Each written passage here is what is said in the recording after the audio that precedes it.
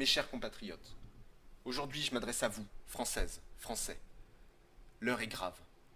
Nous sommes de plus en plus soumis à ce système qui décide tout et qui nous dicte ce que nous devons croire et ce que nous ne devons pas croire, ce que nous devons manger ou boire. Et trop souvent cela nous laisse à tous ce petit goût d'amertume qui de plus en plus devient infect et inconsommable. Nos ancêtres se sont déjà battus contre la monarchie qui ne laissait aucun pouvoir au peuple, les laissant mourir de faim en pillant toutes leurs ressources. Ils se sont battus pour nous et sortir de cette oppression, pour malheureusement en arriver là aujourd'hui, à encore et toujours être asservis par une minorité qui s'alimente sur notre dos. Je vous le dis, si nous agissons tous ensemble, nous pouvons en finir une bonne fois pour toutes avec cela. Et encore une fois, monter la France sur un piédestal en tant que pays des droits de l'homme, plutôt que de laisser les droits des hommes s'enterrer peu à peu sous leurs pieds.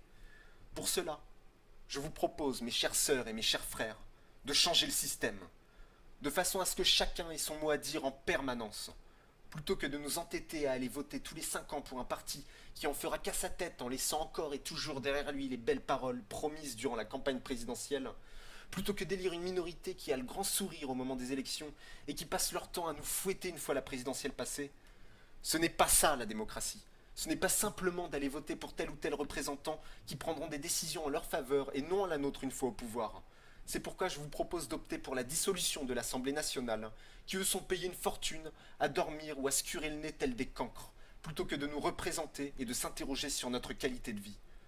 Je vous propose de devenir tous ensemble cette Assemblée nationale, en allant voter nous-mêmes nos propres lois, nos propres projets pour notre pays. Qui de mieux que nous pour diriger notre pays que nous aimons tant? Il faut créer une conscience politique dès le plus jeune âge, pour que nos enfants qui sont l'avenir puissent à leur tour s'investir dans l'autogouvernance collective de notre cher pays. Pour cela, il faut que l'éducation nationale entame un nouveau projet.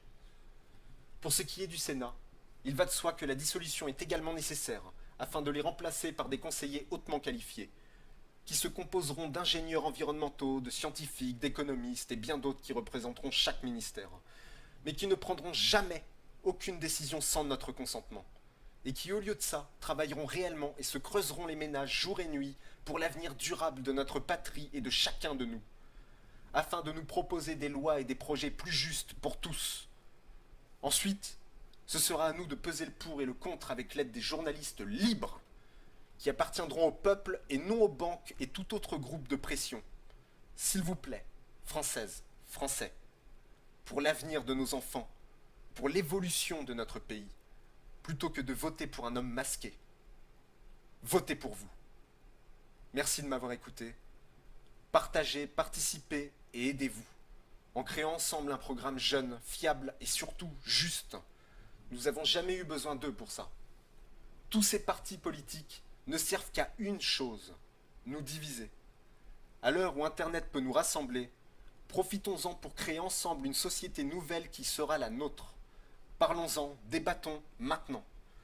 Je compte sur vos idées pour mettre en pratique notre droit à cette autogouvernance, cette autogestion collective, par nous qui sommes la majorité.